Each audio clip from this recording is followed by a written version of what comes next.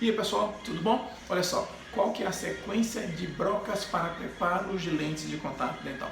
Primeira coisa que eu quero deixar bem claro para vocês é que não existe uma sequência tão lógica. Você tem que ter na sua cabeça, a primeira coisa que você tem que saber é qual que é o formato final que eu quero que os meus preparos tenham para receber as minhas lentes. Essa é a primeira pergunta, formato final do dente.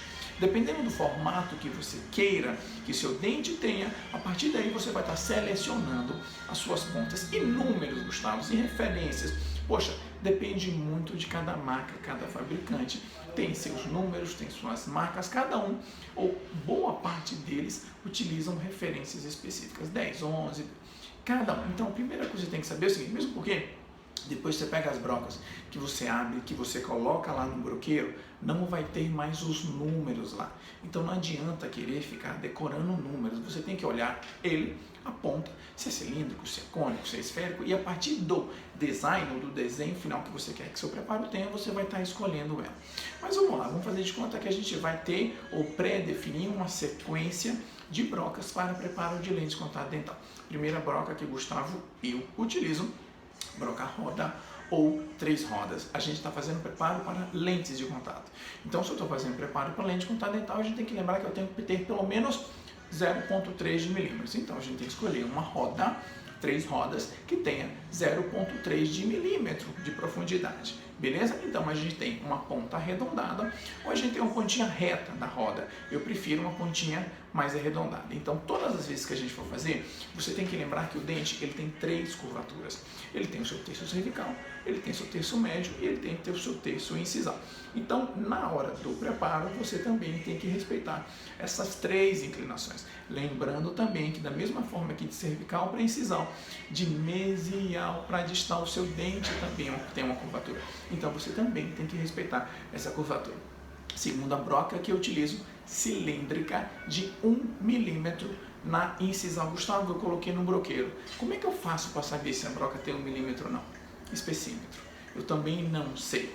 Também não tenho decorado. Então você mede 1 milímetro porque é a quantidade que eu preciso ter de material entre 1 a 1,5 milímetro que eu preciso ter de borda incisal para que meu protético tenha uma área suficiente para estar se trabalhando com esse materialzinho, esse material, né? Além de contato dental. Então você marcou a incisal, então você vem com o lápis, você vai riscar a canaleta na vestibular. Você pode riscar também essas canaletinhas que você fez na incisal, não tem tanta necessidade.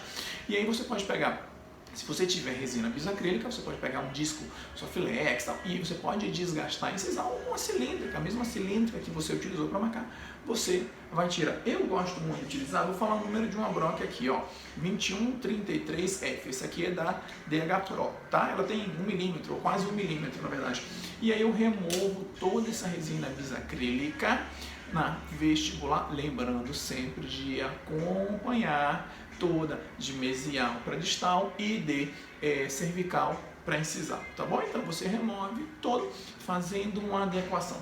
Eu, depois disso, eu pego uma cilíndrica com uma pontinha extremamente fina. Vou pegar a referência da DH Pro de novo, 3195. Você não precisa saber disso, ó. Então você precisa ter uma pontinha extremamente fininha. O que eu uso essa broca? Antes eu utilizava muito uma broca esférica, 10, 11, bem fininha, mais fininha que você tivesse, simplesmente para demarcar, né, para dar a delimitação até onde seu lente, até onde seu laminado vai.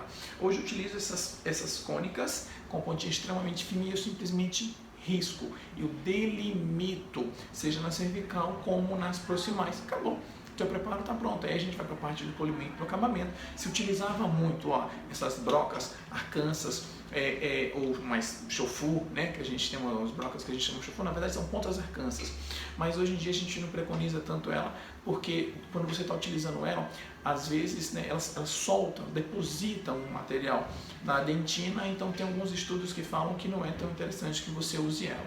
Então hoje, para a gente fazer acabamento e polimento, o mais interessante é que a gente utiliza brocas multilaminadas ou que a gente utilize discos de acabamento e polimento, beleza? Agora é só moldar.